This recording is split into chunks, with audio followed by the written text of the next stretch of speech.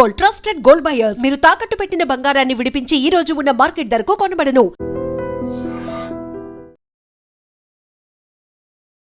Welcome to iDream. Jahnavi అదృశ్యం కేసులో విషాదం చోటు చేసుకుంది. జాహ్నవి ఆచూకీ దొరకలేదు కానీ జాహ్నవి కోసం వెతుకుతున్న కుక్క మాత్రం ఈ రోజు చనిపోయింది. ఇంటి వద్దే ఉంటున్న కుక్క ఉదయం నుంచి మట్టి తిని చనిపోయిందని వెటనరీ డాక్టర్లు చెప్తున్నారు. అంటే పోలీసులకు ఉన్న ఒకే ఒక ఆధారం పూర్తిగా కోల్పోయారు. జాహ్నవితో పాటు వెళ్ళిన కుక్క జాహ్నవి కోసం తిరుగుతూ గత 3 రోజుల నుంచి అడవిబాటు పట్టింది. ఆచూకీ కోసం కుక్కతో పాటు కుక్కకి GPS ట్రాక్ పెట్టిన పోలీసులు ఆ కుక్క ఎటు వెళ్తుందో మానిటరింగ్ చేస్తూ ఆ ప్రాంతాలంతా కూడా పోలీసులు గాలింపు చేపడుతున్నారు. కుక్క కూడా ఎప్పుడైతే జాహ్నవితో పాటు వెళ్ళిందో ఆ అడవిలోకి వెళ్ళడం, కొంత దూరం వెళ్ళడం రావడంతో పోలీసులకు ఒక చిన్న ఆధారం ఉందని ఆశ చూపించారు. అదేవిధంగా కుక్క చూపించిన ఏ రూట్ వెళ్తుందో ఆ రూట్లోకి వెళ్ళడం, ఆ రూట్లో జరిగిన ఏమైనా రక్త మరకలు కానీ లేదా బట్టలు కానీ ఏమైనా దొరికాయంటూ పోలీసులు గాలింపు చేపట్టారు. ఎప్పటికైనా కుక్క ద్వారానే పాప ఆచూకీ దొరుకుతుందని ఆశపడ్డ పోలీసులకి, అదేవిధంగా పాప తల్లిదండ్రులకి ఈ విషాదంతో మొదటికి వచ్చినట్టు అనిపించింది. పోలీసులు ఈ కుక్క చనిపోయింది అనగానే చాలా బాధపడ్డారు. అదేవిధంగా పాప తల్లిదండ్రులు కూడా పాప కన్నా ఎక్కువగా ప్రేమించాం కాబట్టి, అది 5 నెలల కుక్క కాబట్టి ఇంకా బాధపడుతున్నారు. కేవలం కుక్క అనేది ఆరోగ్యం సమస్య చనిపోయిందా లేదా పాప మీద బెంగ పెట్టుకొని చనిపోయిందా అనేది డాక్టర్లు కొంచెం ఆలోచిస్తున్నారు.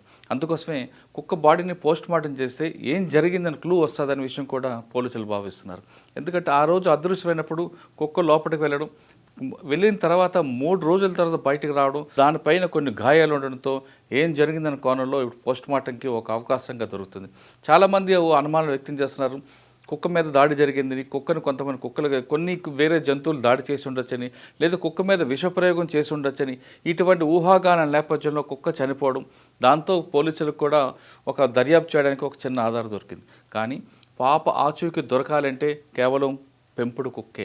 ఆ పెంపుడు కుక్కే ఇప్పుడు చనిపోవడంతో కేసు దర్యాప్తుకి మొదటికి వచ్చినట్టుగా తెలుస్తుంది. మరోవైపు తీసుకుంటే పాపయ్య దొరకలేదు, పాపకి ఇష్టంగా ఉన్న కుక్క కూడా చనిపోవడంతో జాహ్నవి తల్లిదండ్రులు తీవ్ర ఆందోళనలు, తీవ్ర బాధల్లో ఉన్నట్టు తెలుస్తుంది. ఇక్కడ చుట్టుపక్కల ఉన్న కొన్ని మూఢనమ్మకాల ప్రకారం ఎవరో ఏదో చంపాలని ఏదో చేయాలనుకున్నారు, అది కుక్క చూసింది. ఉన్న ఒకే ఒక ఆధారం కుక్క చనిపోవడంతో మొదటికి వచ్చింది. ఈ మూఢనమ్మకాలు నమ్మే వాళ్ళకు కూడా ఇది ఒక అవకాశంగా భావించి వాళ్ళు ఎక్కువగా ప్రచారం చేస్తున్నట్టుగా తెలుస్తుంది. మొత్తం మీద జాహ్నవి కేసును తీసుకుంటే 8 రోజుల నుంచి రకరకాల ఊహాగానాలు జరుగుతున్నాయి. కొంతమంది జాహ్నవి తండ్రే ఆ పాపని అమ్మాడని, లేదా మరికొంతమంది జాహ్నవి తండ్రి స్నేహితులు తీసుకెళ్లి కిడ్నాప్ చేశారని, ఇటువంటి ఊహాగానాల నేపథ్యంలో మరోవైపు ఆ చుట్టుపక్కల అడవి జంతువులు ఎక్కువ ఉండడం, అడవి పందులు, అడవి కుక్కలు, ఈ 2 కూడా అటాక్ చేసి ఉండొచ్చని కూడా నడుస్తుంది. ఏది జరిగినా సరే కేవలం కుక్క ఒక ఆధారమే పోలీసులకి మెయిన్.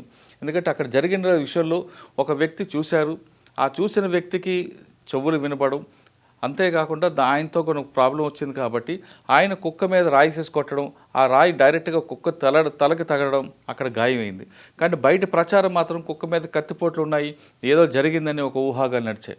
ఇవన్నీ నేపథ్యంలో కుక్క ఆ పాప అదృశ్యమైన 3 రోజుల తర్వాత ఇంటికి రావడం, వచ్చిన తర్వాత కనీసం పాలు తాగకుండా పాప కోసం వెయిట్ చేయడం, అదేవిధంగా పోలీసులు పెట్టిన ట్రాక్ను కూడా వేసుకుంటూ ఆ రోజు ఏమి జరిగిందో ఆ వాసన ప్రకారం అడవిలోకి వెళ్ళడం, ఇవన్నీ కూడా జరిగాయి. ఇంటి నుంచి అంటే అగ్రహారం ఇంటి నుండి దొండపాడు వైపు వెళ్ళిన కుక్క తుని పరిసర ప్రాంతాల వరకు వెళ్ళినట్టు తెలుస్తుంది.